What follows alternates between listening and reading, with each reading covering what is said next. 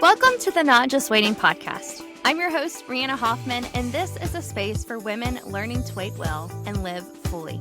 Whether you're in the middle of uncertainty, transition, or just figuring out what's next, this podcast is here to remind you you are not behind, not forgotten, and definitely not just waiting. Let's dig into truth, grow in courage, and hold on to hope together. Hey friends, welcome back to the Not Just Waiting podcast. Today I'm joined by Kathy Branning, an author whose work beautifully explores faith formation and the beauty of becoming. Through both heartfelt fiction and reflective nonfiction, Kathy invites readers to grow deeper in love, in courage, and in Christ.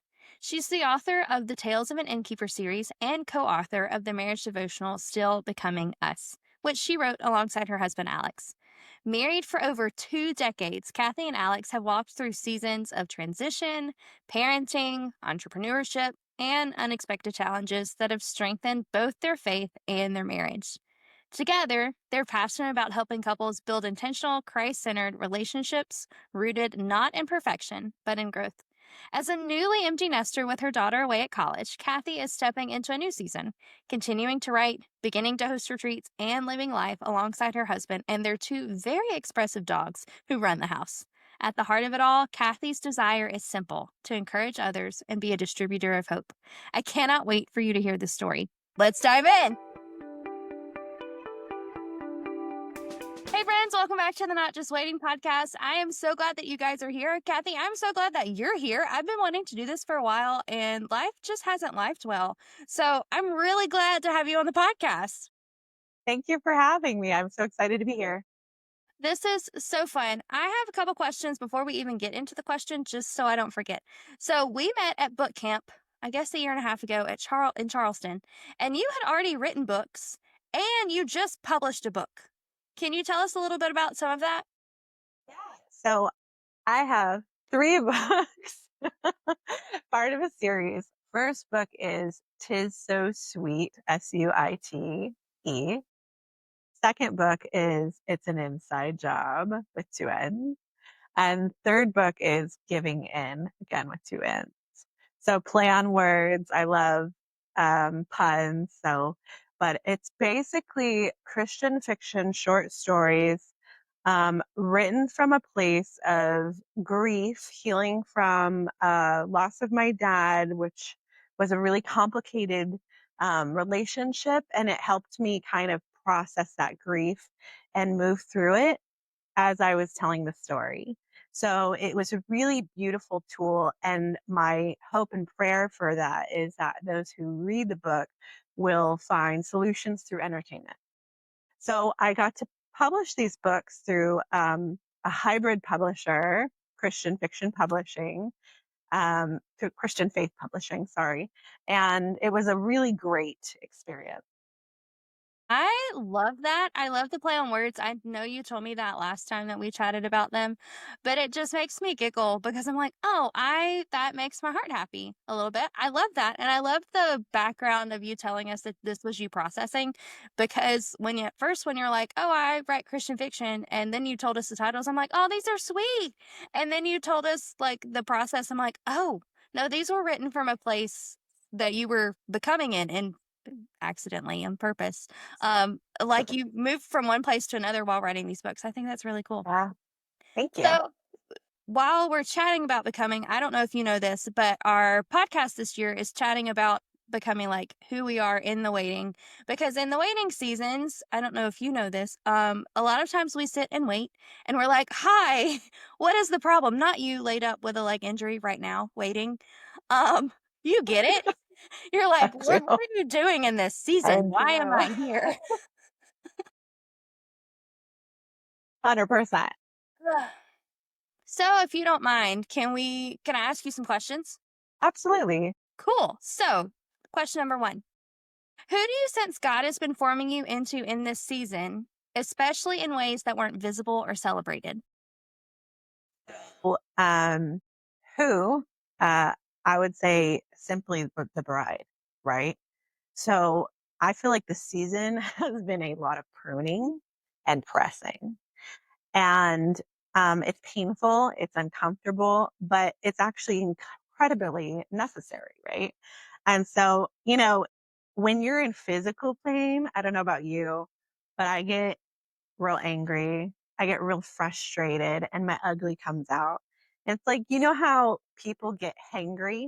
Yes. I always joke and say I get hangry.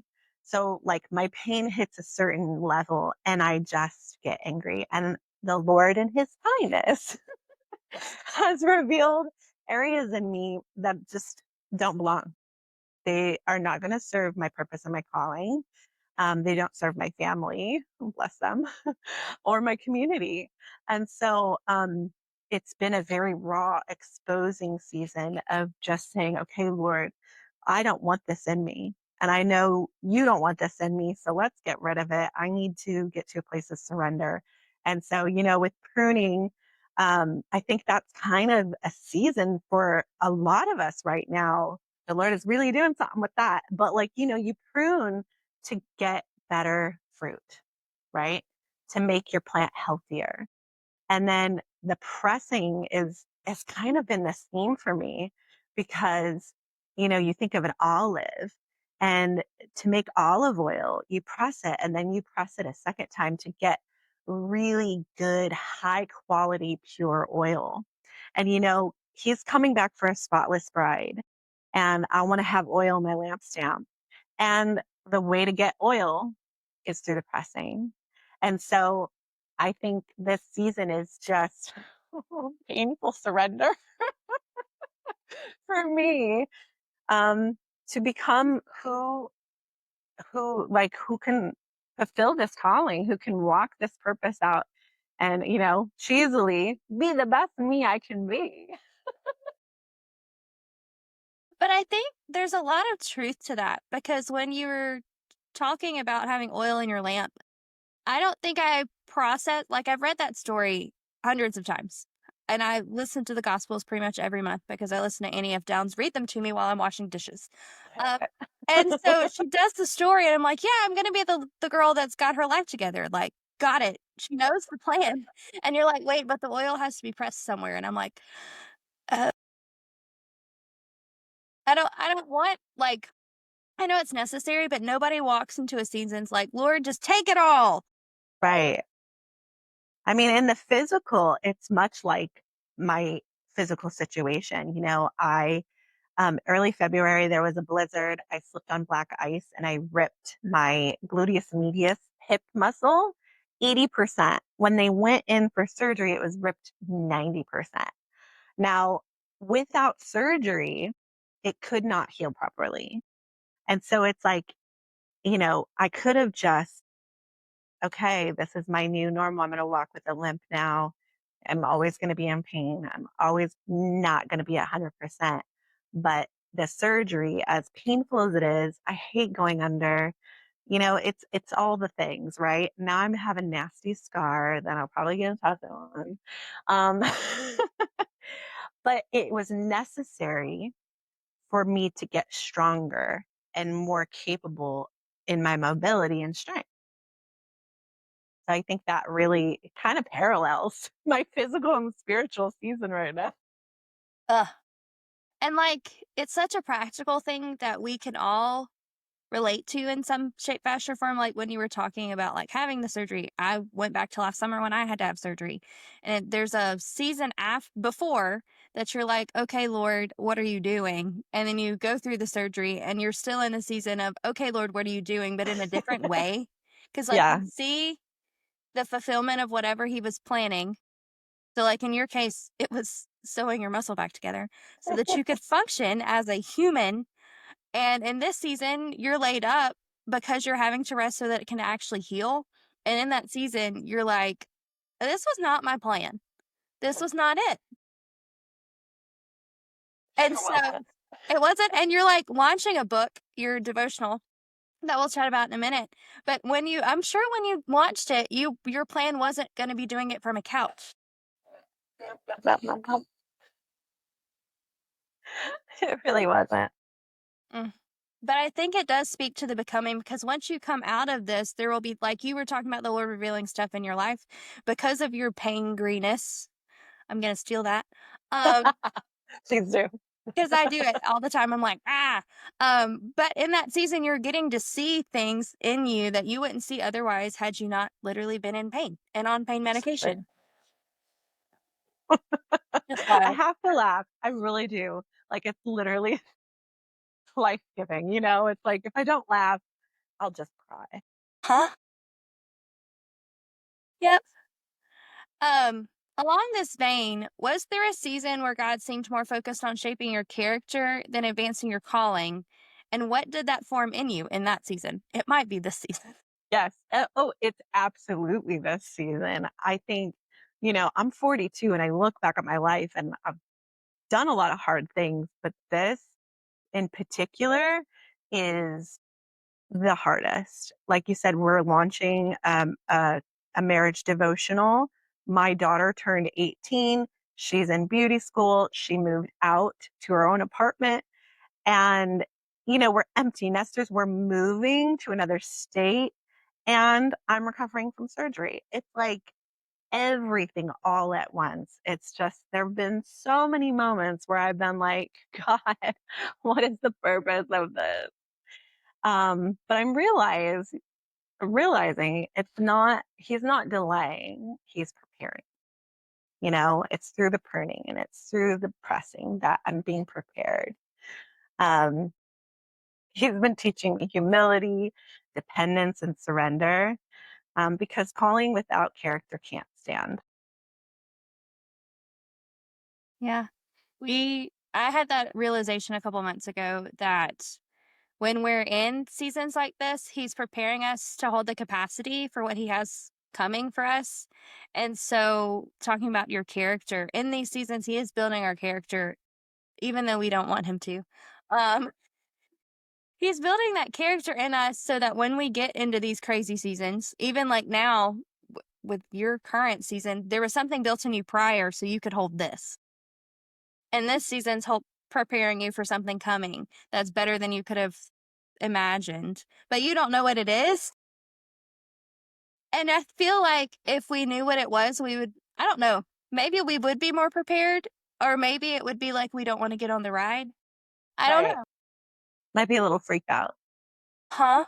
I had this moment. This reminds me, I had this moment about 5, 6 years ago. My husband and I, 6, 7 years ago, maybe even 6, 7.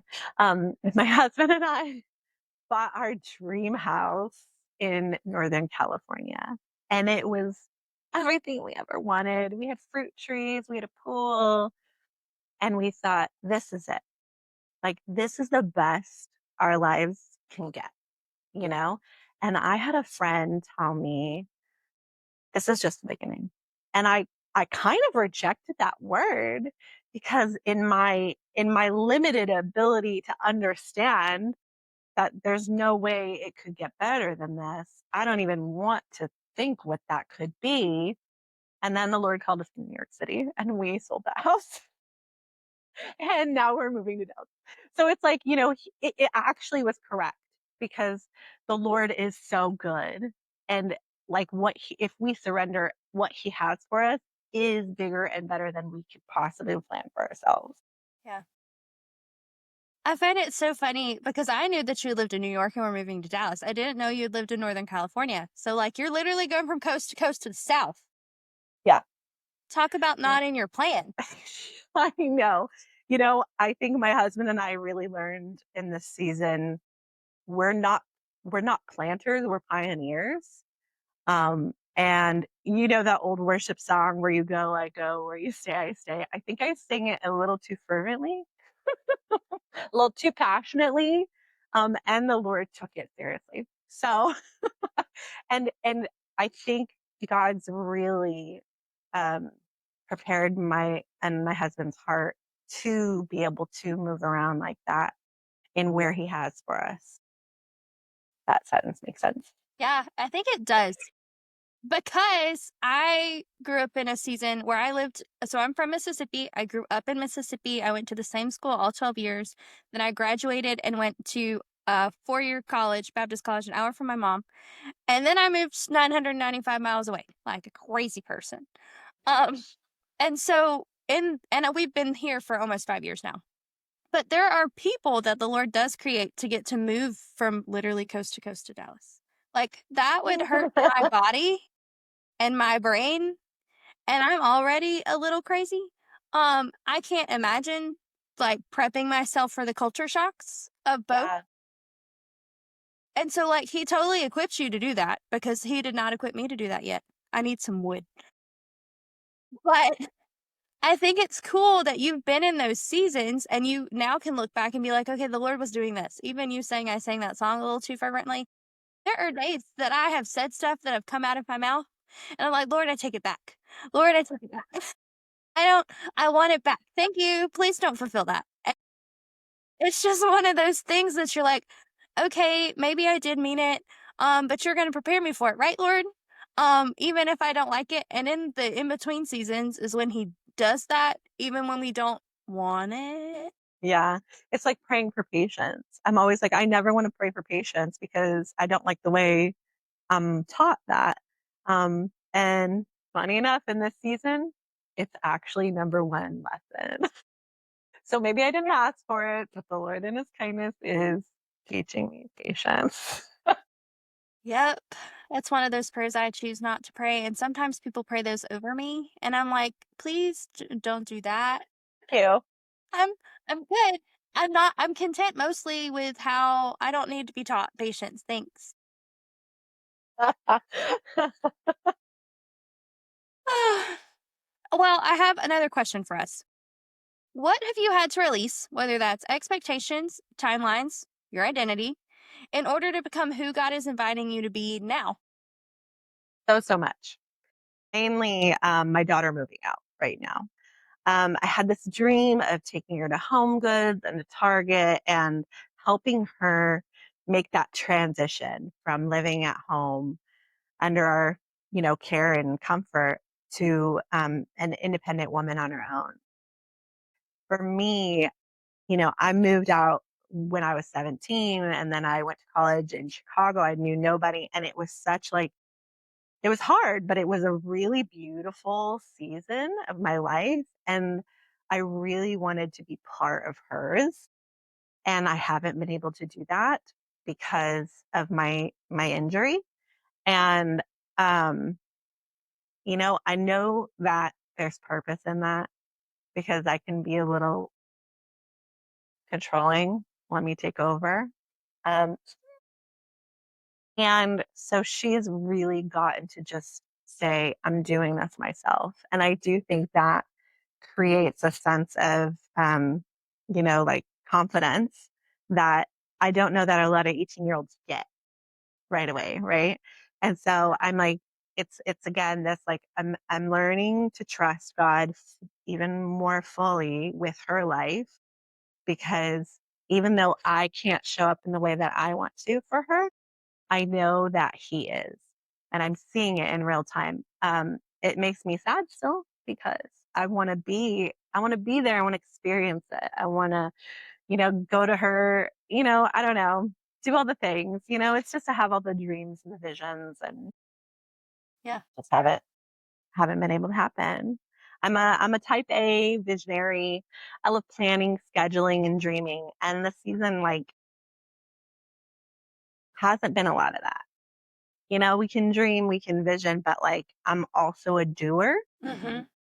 And so I've had to lay down the identity of the one who makes it happen. Felt that in my.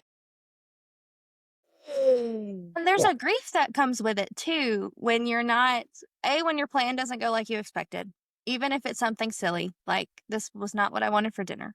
But like in this case, you wanted to like do things for your daughter. That has now equipped her to do things for herself, which is a cool thing to watch, but there's a grief to Yeah. it. And then when you're the person that people call on to get the things done, and all of a sudden your schedule went from very full, I assume this is how my life is, very, very full because you're the one that gets stuff done, to you physically can't get stuff done, so nobody's calling at all. Mhm. And Absolutely. so there's like a massive grief to it because you're like, okay, Lord, what does this say about me? Where do I put my identity? We're talking about giving up our identity and our timelines and our expectations. It's like, who are you calling me to be in this season when I'm not all thanks to all people? Yeah, I mean, God has invited me to surrender my plans for His, not striving, but trusting Him to take care of those I normally take care of. Yeah. And it's hard. So hard. Yeah, especially, oh my gosh, packing up my home. Every time we've moved, and this is definitely like the Lord showing me, you have some pride, lady, get rid of it.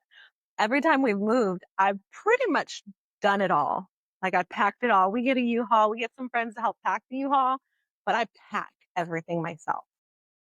And I had a friend be like, surely, like, you'll need to hire multiple people because you wouldn't pack this whole place by yourself. And I'm like, actually, that is normally how I do it. But in this season, nope, definitely gonna have to rely on help. And when you were talking about that, my brain went, Kathy in a swivel chair. She's gonna pack it all. I still relate. We moved. I had endometriosis excision surgery last summer, and we moved in the middle of it too. And so I No. feel this because I couldn't pick up 10 pounds, like, wasn't allowed to do anything. I could barely bend over. And we're like, we signed, I had surgery on July 15th. We signed on the house on the 27th. We moved in August 15th. So I had a little bit of more leeway, but I still wasn't like allowed to move anything. I could get off my couch. That was about it. And you talking about having to trust other people, like my husband had to pack our whole house, which was fine, except we moved in separately. We got married and moved into the apartment. So he was there first and then I moved in. So there's stuff in this house I don't even know exists. And so it's like, yeah, what do you want to do with this? And I'm like, what is that? And what is its purpose? And why do we have four of them? No. And so when you're talking about having to move, I mean, you're moving across the country. We only moved across the city, and you're having to rely on people, and you're the one that people rely on. And so it puts you in a weird spot in your like feelings and your emotions and your thoughts. Huh? I feel you. I feel you. Like it brought Yeah. some stuff up in me, and that was 6 months ago, 8 months ago. Aw. While we're talking about resting, you definitely are doing, I hope, a lot of it. Maybe not. Maybe your body is and your brain isn't. But we talk about waiting, and there's two different forms of waiting. We talk about passive waiting and active waiting. For a typical Rihanna passive waiting, it is me sitting on my couch eating peanut butter cookies and watching Netflix because that's the best dessert I can get at the current moment when you're gluten and dairy free. So it's peanut butter cookies. Then there's active waiting, you're getting up and doing something, whether that's writing a post or sending an email or writing a letter or taking dinner to people or doing whatever the Lord actually told you to do instead of avoiding him. Me. So when we're in these seasons, there is a spot for both. There is a place for Yeah. passive waiting because we need to renew ourselves and restore ourselves and let the Lord speak into what he has for us, because if we just go around doing all the things, we're not taking any time to listen. But then there's a time for action and doing something, even if that's just posting something while you're talking to the screen, as we were chatting about earlier on social media. Because that is my current season. One of my to-do lists for this week is talk to the camera. Literally, it's on top of the to-do list. It was funny you Good. told me that earlier because I was like, okay, I got it, Lord. I got it. I got it. Got it. Um, but in your season, how are you waiting well with all the things you're used to doing and not used to doing and the space that you're having to take up at the moment? You know, um, first, like this has been huge in my mind and heart right now. But I love that you said like passive waiting and um, Active waiting? active waiting. Thank you.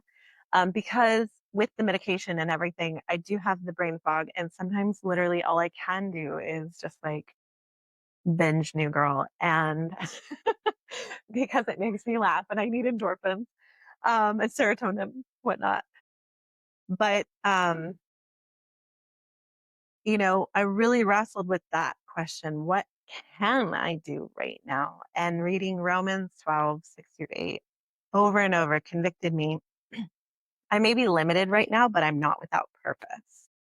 And I think that has to kind of like be plastered on my forehead and like somehow driven in, right? Because it's just too easy, especially if you're isolated. Like, we're really spread out from our community here. And so it's super easy to just be isolated and not even reach out.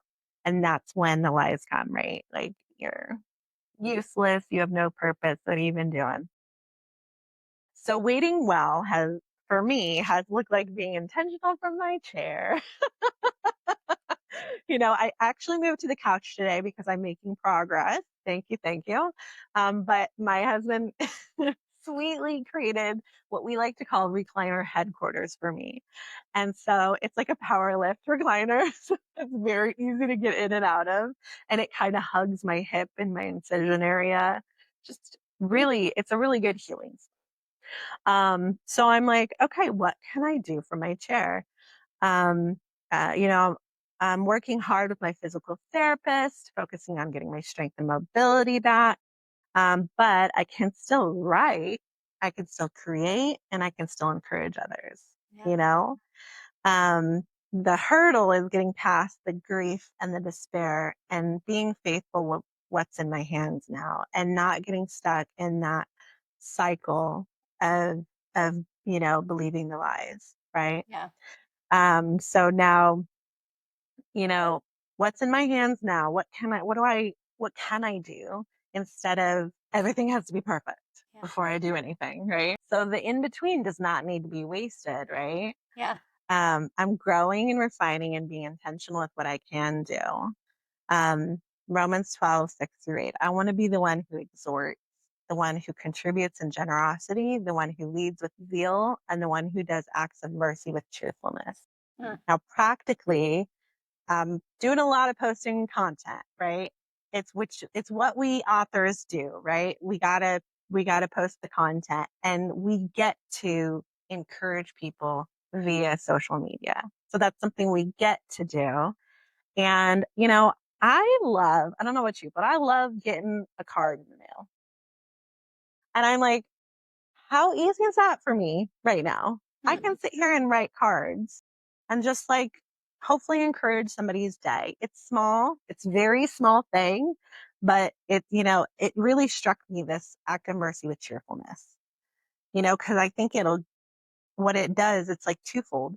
Yes, I get to encourage somebody, but it also gets me out of myself Yeah. where I get stuck in that cycle of thinking like, poor me, wah, wah. Yeah. And that comes with intention. You are intentionally making the choice to not sit on your couch and poor pitiful me. I mean, it's a season for that, don't get me wrong. But you're choosing to get in recliner headquarters and get stuff done. And even like the writing of notes, I'm to the stage of adulthood that when I go to the mailbox, it's not like, oh, who gave me a letter? It's what bill is this now? Um, Yeah. and even though I get most of our bills like via the internet, like there are still bills that come to my mailbox. I'm like, I didn't want this. I would like to Right. send it back. Return to sender. But even something as simple as writing a note, like you're intentionally taking your time. You're writing the note, which takes time. Like when you're writing things out, it takes time. And you're thinking about that person as you're doing it versus you could sit there and be like, I'm the one that just had surgery. People should be writing notes to me. You could do that, but you're not. And I think that's so cool that you're taking what the scripture said and you're putting it into action, even though you literally can't walk on a normal basis right now. Like, it's incredible because you really could just sit and watch New Girl for days and days and days and days and days and days and days on end and then watch it again and then watch it again and then move and then get sad and watch it again. But in this case, you're taking the steps to post your content and be creative, which is really hard when you're under pain medicine, just in case you didn't know. Um, and you're writing notes to people and you're taking the time to intentionally pour into people when you really could. You have the big excuse. Like you could. And it's so cool that in this waiting season for you, you are actively waiting because that's what the Lord told you to do. And I just think, oh, that's just awesome. Thank you. Well, as we're wrapping up today, is there anything else you want to share with our listeners? Sure. Yes, absolutely. So I mentioned our marriage devotional, but one other project that I'm working on, also from Recliner headquarters, that I'm super, super, super excited about is part of the purpose of our move to Dallas is we want to utilize our empty nest era and create a retreat center. And so our very first retreat, well, it's going to be me mainly. My husband won't be there. So my first retreat will be a Christian women's writing retreat titled Sisterhood of Stories.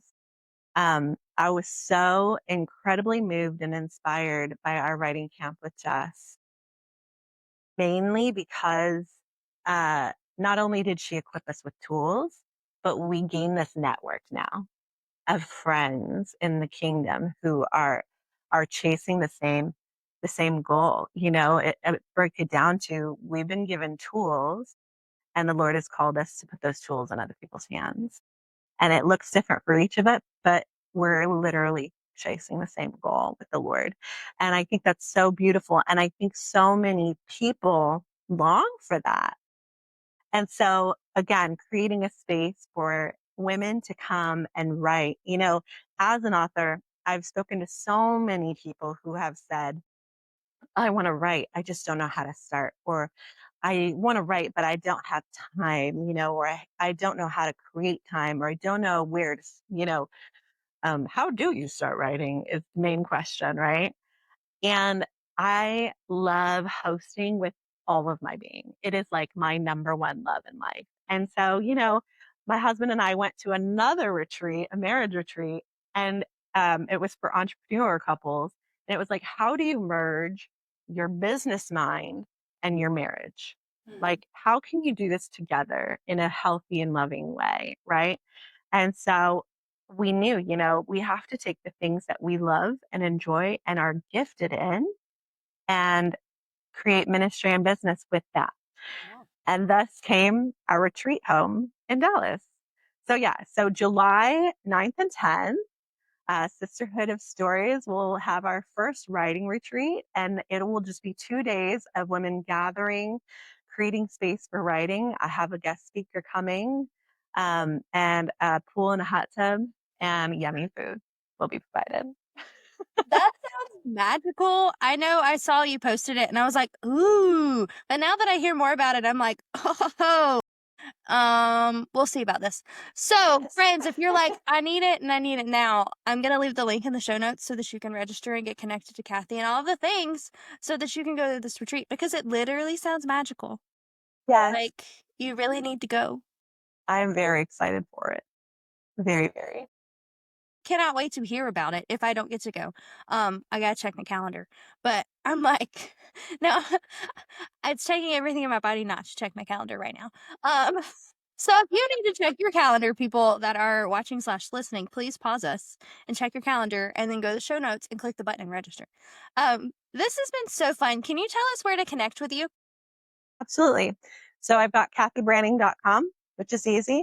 Instagram, my handle is the small little, what is that called? Underscore. Okay. Kathy.Branning_. Sorry, brain freeze. I didn't know And what it then, was either. yeah. And then for Sisterhood of Stories, if you want to find that retreat, it's simply sisterhoodofstoriesretreat.com. Beautiful. Thank you for making it easy for us to get a hold of things. That's the goal. That was amazing. Well, this has been so fun. Like, I have laughed so much in my living room and I am loving it. Thank you for sharing this season that you're in with us. I know it's hard, and I literally know that you were like laid up on a couch, and it was very brave of you to share your story with us. So thank you, thank you, thank you. And my friends, you really need to go message Kathy and tell her thank you for sharing her wisdom and insight with us. So please go DM her and then go register for Sisterhood of Stories while you're over there. But it's been a joy and a privilege, and we'll see you guys next week. Bye, friends. Bye. Thanks for listening to the Not Just Waiting podcast. I hope today reminded you that even in the in-between, God is working, and you are not alone. If this episode encouraged you, would you share it with a friend? And don't forget to hit follow so you never miss a moment of truth, hope, and real conversation. You can find me on Instagram at rihanna.ivy.hoff and join the community over on Substack for deeper reflections and weekly encouragement. Until next time, take heart, friend. God is in the waiting with you.